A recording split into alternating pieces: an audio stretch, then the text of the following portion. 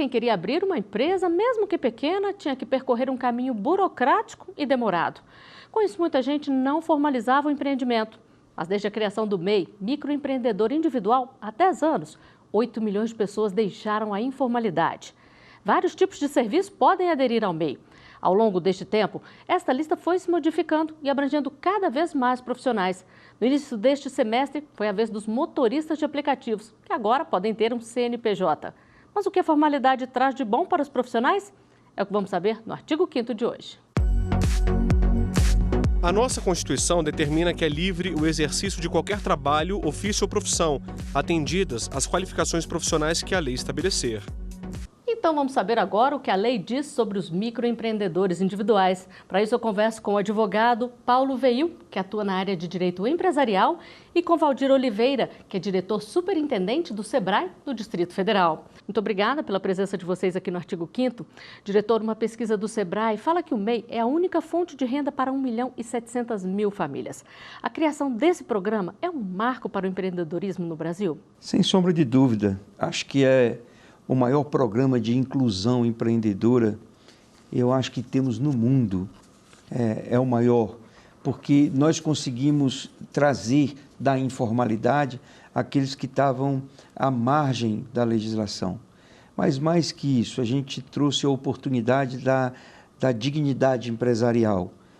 Não é fácil conviver de forma ilegal, na informalidade. Aqui não. Ele tem a condição de dizer que é empresário, ter o seu CNPJ e realizar os seus negócios. Então vamos falar agora das exigências legais, doutor Paulo. O que é preciso para ser um MEI? Quem pode ou não aderir a esse programa? A lei ela coloca alguns requisitos, né, para a pessoa se tornar microempreendedor individual. O primeiro grande requisito que eu considero é justamente quanto à pessoa que quer se tornar MEI. A pessoa que queira se tornar MEI, ela precisa ser ou uma empreendedora de fato, né, aquela pessoa que gere riquezas, né, para o nosso país de maneira informal, não registrada na junta comercial, ou que ela seja empreendedora individual e queira aderir, né, ao regime de microempreendedor individual. E com relação às atividades que ela desenvolve, precisa ser alguma das atividades incluídas, né, na Resolução 140, né, do Conselho Geral do Simples Nacional, né, e aí, com relação a essas atividades, precisa ter algum caráter, né, ou de comércio, ou de serviço, ou de industrialização, né, algum desses serviços que estejam lá previstos, né. E abrir o próprio negócio foi a solução encontrada por muitos brasileiros, seja para ter uma fonte de renda ou mesmo para formalizar a empresa e garantir direitos. Mas quais são esses direitos e deveres de quem é microempreendedor individual? Vamos conferir aqui. As pessoas que trabalham por conta própria somaram 24.200.000 no trimestre de maio a julho deste ano. Esse número representa um aumento de 5,2% em relação ao mesmo período do ano passado. Já os empregados do setor privado, que não têm carteira assinada, chegaram a 11.700.000. 3,9% a mais do que em 2018. Segundo o IBGE, a quantidade de trabalhadores por conta própria ou sem carteira assinada vem aumentando por falta de oportunidade no mercado formal. E a redução dos postos de trabalho leva muita gente a criar o próprio negócio.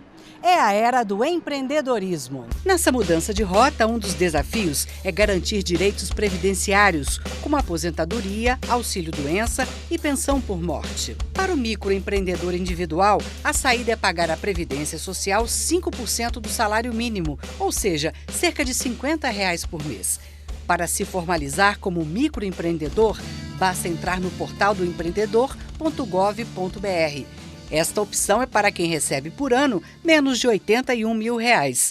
Diretor, essa questão do valor que o MEI tem que pagar por mês, isso vai de acordo com o tipo de serviço que ele exerce? Sim, varia de R$ 50 a R$ 55, dependendo da classificação, se comércio, se indústria ou serviço. No portal do empreendedor.gov.br, ele vai ter mais segurança do seu enquadramento e da sua atividade. Mas o que é importante a gente mostrar é o que representa esse custo, que ele paga basicamente a Previdência. A legislação, aí entrando um pouquinho no campo do Dr. Paulo, A legislação ela coloca 1% de ICMS e 5% de ISS, que na verdade é uma forma do Estado e do município meio que acompanhar esse cadastramento, porque lá quando criaram essa figura jurídica, né, de pessoa jurídica do MEI, você já saía ali tudo autodeclaratório. Então, ele tem uma inversão com relação ao empreendedor formal. O empreendedor formal diz para o Estado, eu quero empreender. Aí o Estado faz um monte de exigência, ele tem que comprovar para ele poder empreender. No caso do MEI, inverteu o jogo, é autodeclaratório, a gente passa a acreditar nele. Então, ele entra no portal, em 15 minutos lá, ele já sai com o CNPJ dele. E aí o Estado e o município podia ficar um pouco perdido, por isso que tem esse pequeno resíduo, na verdade, para que o Estado e o município possam acompanhar, mas praticamente 100% do que ele paga é a previdência social dele. Doutor Paulo, e além da aposentadoria, quais são os direitos de quem é MEI? A pessoa pode ter uma licença saúde, por exemplo, ou licença gestante, caso precise? Sim, acho que esse é um dos grandes, realmente, benefícios, né, de você aderir ao MEI, como bem, né, nos brindou aqui a palavra o Dr. Valdir. Além desses direitos previdenciários, a gente poderia até citar também o direito tributário, né, de isenção dos impostos federais. A gente poderia citar também aí o direito a ter, né, um CNPJ, né, conforme o Dr. Valdir também, né, explicou isso aí, representa para muita gente, né, uma verdadeira dignidade, né, na sua pretensão de exercer o seu trabalho. Né? Então, a gente está aqui no artigo 5º, acho que cabe até citar o artigo que fundamentou esse nosso programa, que é o inciso 13º, né, que é da liberdade de profissão.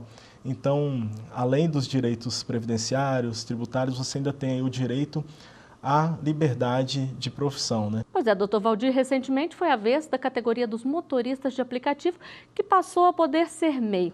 Isso é uma grande conquista, já que de outra forma seria difícil para eles se formalizarem? Sim, sem dúvida, esse avanço dos motoristas de aplicativo, né, que recentemente entraram, esse avanço ele é um avanço importante, como tivemos aí recentemente outras categorias entrando. A cada dia que passa, a gente consegue ampliar a nossa legislação para abranger mais categorias. Esse escopo, né, tem cada vez crescido mais de forma a aumentar esse processo inclusivo que é tão importante para a nossa economia. Os benefícios não são só os direitos, como disse bem o doutor Paulo, os direitos previdenciários que ele tem. Na verdade, eles têm, além disso, que é muito importante, outros benefícios de mercado. Você ser um CNPJ significa você ter acesso a crédito diferenciado, porque você não tem crédito de pessoa física, então os bancos passam a te enxergar como empresa, você tem a oportunidade de fazer negócios entre empresas. Então, é muito importante que ele se formalize, porque abre um leque de oportunidades, além da sua proteção legal e beneficiária, né? E o que pode levar um tipo de serviço a ser incluído ou retirado dessa lista de quem pode ser MEI, doutor Paulo? Olha, isso é uma questão bem interessante, porque são aquelas profissões listadas lá na Resolução 140. Uma profissão que não esteja lá listada, ela não pode ser aderida ao MEI. Então, o que leva a isso? São dois balizadores. De um lado, o poder público, né? O interesse público de querer realmente tirar da informalidade, né? E poder até mesmo fiscalizar melhor essas atividades que estão ali à margem da legalidade, e de um outro lado também um interesse privado, né, de ter essas garantias, esses direitos que a gente vem falando, né. Então são esses dois grandes balizadores que podem levar uma profissão, uma categoria a ser incluída dentro desse rol. E como é um microempreendimento, tem um faturamento máximo por ano, são R$81 mil. Para quem se formalizar no meio do ano, por exemplo, este valor tem que ser proporcional aos meses como MEI. E nós temos uma pergunta de um telespectador sobre isso. Vamos ver aqui. Caso esporadicamente o meu faturamento tenha ultrapassado o limite, existe alguma multa ou com o risco de perder o direito de ser MEI? Doutor Valdir. O limite é R$81 mil ano, mas os estados precisam regulamentar isso. Aqueles estados que não regulamentaram, eles estão presos ao limite anterior, que é de 60 mil. Por isso que é importante quem está assistindo se assegurar se no seu estado foi regulamentado esse valor para ele saber se ele trabalha com 81 ou com 60. E ele trabalha de forma mensal. Isso significa que ele pode ter uma variação desde que ele não ultrapasse o valor total. Lembrando que você disse agora há pouco da proporcionalidade de quando ele abriu o seu CNPJ. Se ele ultrapassar dentro do limite de 20%, ele vai, enfim, pagar uma multa. É importante ele buscar uma orientação com relação a isso. Ele pode buscar o SEBRAE no seu estado ou já começar uma relação com o contador e pedir uma orientação.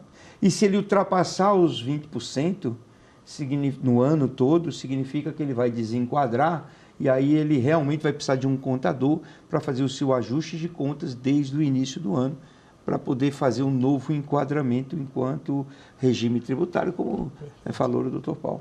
E se ele sair do MEI, ele pode voltar depois, se ele se adequar, ou ele teria que abrir um novo MEI no futuro? Isso é muito importante, porque acontece que, por conta dessas regras rígidas, as pessoas podem eventualmente ser desenquadradas, do MEI, até, por exemplo, para crescer. Quando um negócio vem dando certo, a pessoa pode voluntariamente pedir o desenquadramento a fim de evitar essas multas, essas sanções que o Dr. Valdir comentou. Quando a pessoa acontece de passar dessa, vamos dizer assim, de aumentar o nível do seu negócio e se desenquadrar, mas depois ela voltar a ter o faturamento, a renda bruta anual anterior, ou seja, dentro do limite ou de 60 mil ou de 81 mil, a pessoa pode pedir o reenquadramento, claro, desde que aquelas atividades sejam previstas na 140, na resolução que a gente comentou agora há pouco. Até porque existe uma atualização constante, como a gente viu agora há pouco, da inclusão dos motoristas. E será que microempreendimentos também geram emprego? Esta é a dúvida de um telespectador. Vamos conferir mais uma pergunta aqui. Eu gostaria de perguntar se um MEI pode contratar pessoas para trabalhar de forma regularizada e quantas? Diretor, pode? Pode sim.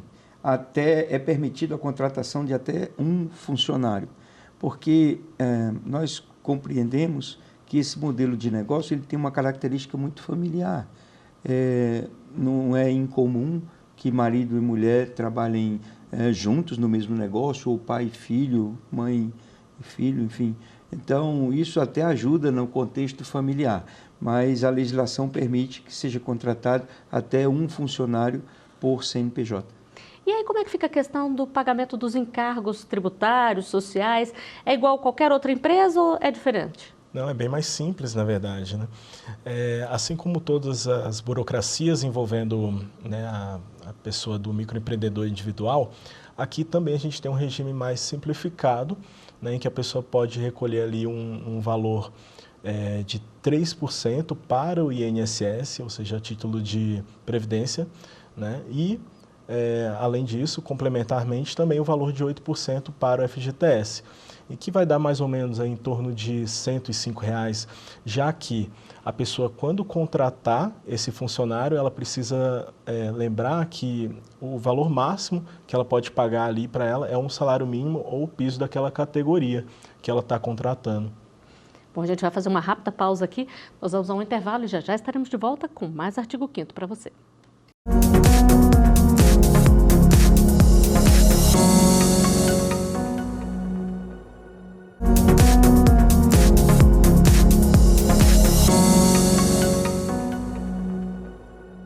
O Artigo 5º está de volta. No programa de hoje a gente fala sobre microempreendedorismo individual.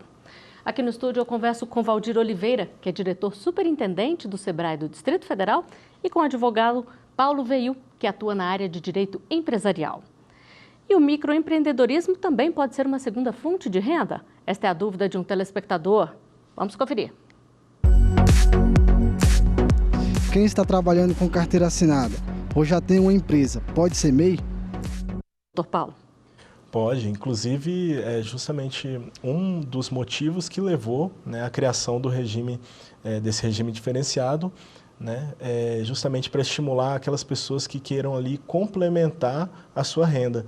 Então, o trabalhador, ainda que tenha né, um vínculo trabalhista com alguma empresa, ele pode abrir, né, a sua microempreendedor individual. E tem alguma exceção? Por exemplo, servidor público, cargo de confiança, pode ser MEI também ou não? É interessante sua pergunta, porque quando a gente fala de vínculo trabalhista, a gente não pode confundir com aquela pessoa que tem um vínculo estatutário, né? Ou seja, aqueles trabalhos decorrentes ou de um cargo efetivo ou de um cargo comissionado em algum órgão público, né, em especial os federais, ela não pode desenvolver atividade mercantil, atividade comercial.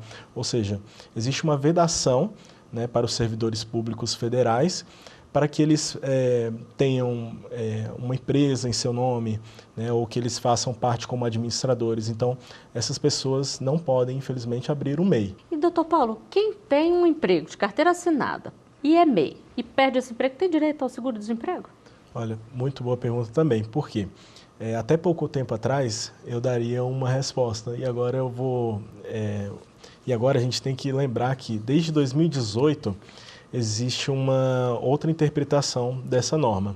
Antigamente, as pessoas que perdiam, né, o seu emprego e tinham um MEI, o Ministério do Trabalho interpretava de que elas tinham ali uma fonte de renda, mas a gente sabe que, na realidade, a gente tem ali pessoas que acabam tendo uma MEI para se virar no dia a dia, e não necessariamente como uma fonte de renda capaz ali de sustentar ali, né, uma pessoa de um dia para a noite, né? Então, a gente tem mudado esse entendimento. Então, a partir de 2018, a pessoa pode sim ter, né, direito ao seguro-desemprego, ainda que tenha uma MEI, desde que essa MEI não apresente aí um faturamento maior do que um salário mínimo por mês. E a mortalidade do MEI é muito alta ou não? O que caracteriza o MEI? Essa natureza do brasileiro, do jeitinho, do se virar para viver. Então, muitas vezes, ele tem uma atividade de manhã, outra atividade à tarde e outra atividade à noite. Por quê? Porque esse é o processo de sobrevivência. E aí você acaba identificando como uma mortalidade de negócio, porque é o que a gente acostuma ver num processo empresarial tradicional. O ciclo do MEI ele é diferente, não dá para comparar. Então, a mortalidade que a gente está acostumada com as demais empresas, no caso do MEI, vira uma volatilidade, porque ele, na verdade, ele reage conforme o mercado, ele se adequa ao mercado na hora do dia. Por isso que a mortalidade, no caso do MEI, ela acaba não sendo tão representativa, porque o microempreendedor individual ele é um virador, ele se vira para poder sobreviver no mercado. E na prática, será que é difícil administrar um microempreendimento? Como fica a organização da parte administrativa? Vamos à última pergunta feita nas ruas. Para ser MEI, a pessoa precisa de um contador? Doutor Valdir. Legalmente, ela não precisa de um contador. Quem for MEI, pela legislação, não tem a necessidade de ter um contador lhe acompanhando. Mas nós recomendamos que é importante, desde já, um processo de acompanhamento, para que ela possa ter condições de crescer de forma sustentável. E essa parceria vai auxiliá-la durante o processo. Tem coisas básicas que são importantes para que ele faça uma boa gestão de negócio, desde ser um MEI até ser uma grande multinacional, uma grande empresa, que é se capacitar de forma adequada, ter consultorias de forma adequada. No caso do MEI, um básico que eles têm muita necessidade é aprender a separar o dinheiro que é dele do dinheiro que é da empresa. Porque é muito comum, pelo seu ciclo ser diário, que ele misture essas contas e ele não sabe ao certo quanto ele ganha. Não sabe nem o lucro, né? Quando pergunta para muitos, eles não sabem, porque eles acabam se perdendo no controle. Então, o básico que a gente ensina, principalmente para o microempreendedor individual, é fazer controles de receita, controle de caixa, de um fluxo de caixa básico, para que ele possa saber o que é o dinheiro dele e o que é o dinheiro da empresa. E é importante ficar atento aos impostos que ele tem que pagar ali, aquele valor mensal, e também a declaração anual que ele tem que fazer, né, doutor Paulo? Exatamente, tem uma declaração anual e daí a relevância, né, de ter realmente esses profissionais auxiliando, né?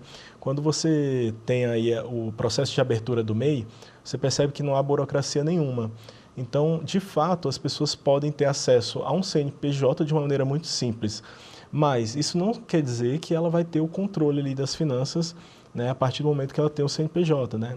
E aí acontece isso, né, da pessoa acabar confundindo o que é patrimônio da empresa, o que é patrimônio pessoal, quais são as finanças de um e de outro, né? E existem diversas obrigações acessórias, né, como essa da declaração, como a emissão de nota fiscal para as pessoas jurídicas, quem presta serviços especificamente para a pessoa jurídica.